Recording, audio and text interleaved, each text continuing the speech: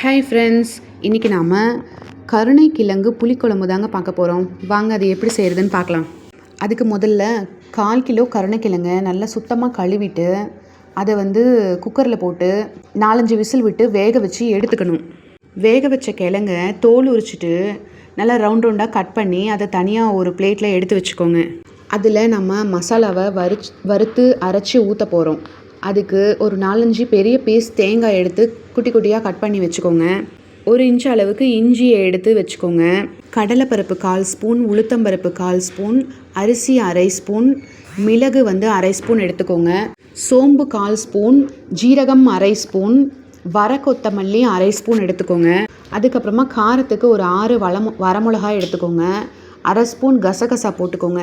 இது எல்லாத்தையுமே நம்ம எண்ணெய் ஊற்றி பொன்னிறமாக நல்லா வறுத்து எடுத்துக்கணும். தேங்காவை கடைசியாக போட்டுருங்க. எல்லாத்தையும் போட்டு வறுத்ததுக்கப்புறமா தேங்காவை கடைசியாக போட்டுட்டு நம்ம கடைசியாக கசகசாவையும் போட்டுட்டு நம்ம அடுப்பு ஆஃப் பண்ணிடணும். வறுத்த மசாலாக்களை எல்லாம் ஆற வச்சுட்டு அதுக்கப்புறம் மிக்ஸி ஜாரில் போட்டு நல்லா நைஸாக அரைச்சி எடுத்துக்கோங்க.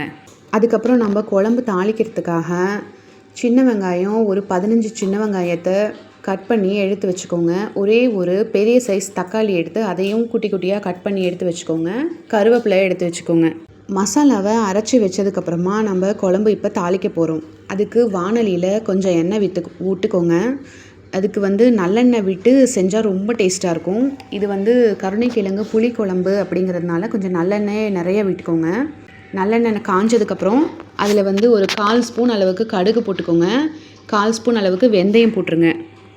கடுகும் வெந்தயமும் பொரிஞ்சதுக்கப்புறமா நம்ம வெங்காயமும் தக்காளியும் கட் பண்ணி வச்சுருக்கோம்ல, அதை அதிலேயே போட்டு நல்லா அந்த தக்காளி மசிகிற வரை நல்லா வதக்கி விடணும். கூடவே ஒரு 1/4 ஸ்பூன் மஞ்சத்தூள் போட்டுக்கோங்க. இதில் அந்த தக்காளி நல்லா மசிஞ்சு வதங்கிறதுக்காக. தக்காளி மசிகிற வரை நல்லா வதக்கினதுக்கப்புறமா நம்ம அரைச்சி வச்ச மசாலாவை எடுத்து இதில் ஊற்றிடணும். மசாலாவை ஊற்றிட்டு ஒரு 1/2 டம்ளர் அளவுக்கு தண்ணி ஊற்றி நல்லா அந்த ஜாரில் நல்லா கலக்கி விட்டு அதிலேயே ஊற்றிடுங்க. அதுக்கப்புறமா நான் ஒரு எலுமிச்சை அளவுக்கு சைஸில் புளி ஊற வச்சுருக்கேன். அதை கரைச்சி அதில் பாதி அளவுக்கு மட்டும் புளி ஊற்றுங்க. தேவைப்பட்டால் அப்புறமேட்டு நம்ம டேஸ்ட்டு பார்த்துட்டு இன்னும் கொஞ்சம் கூட ஊற்றிக்கலாம். புளி கரைசலை ஊற்றிட்டு உங்களுக்கு எந்த அளவுக்கு குழம்புக்கு புளி தேவையோ அந்த அளவுக்கு கரெக்டாக இருக்கான்னு செக் பண்ணிவிட்டு அதுக்கப்புறமா அந்த வேக வச்ச கருணைக்கிழங்கு கட் பண்ணி வச்சுருக்கோம்ல, அதை எடுத்து இந்த குழம்புலையே போட்டுருங்க.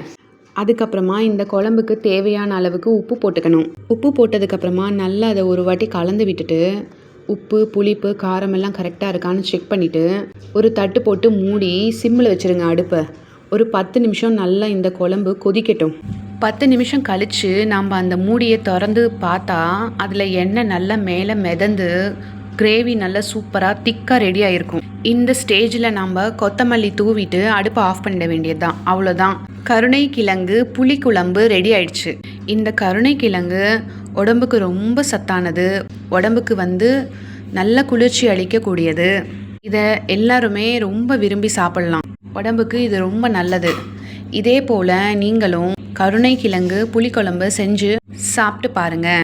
இந்த வீடியோ பிடிச்சிருந்தா எஸ்எஸ் விலாக்ஸ்க்கு சப்ஸ்கிரைப் பண்ணுங்கள், ஷேர் பண்ணுங்கள், செஞ்சு பார்த்துட்டு கமெண்ட் பண்ணுங்கள். Bye friends.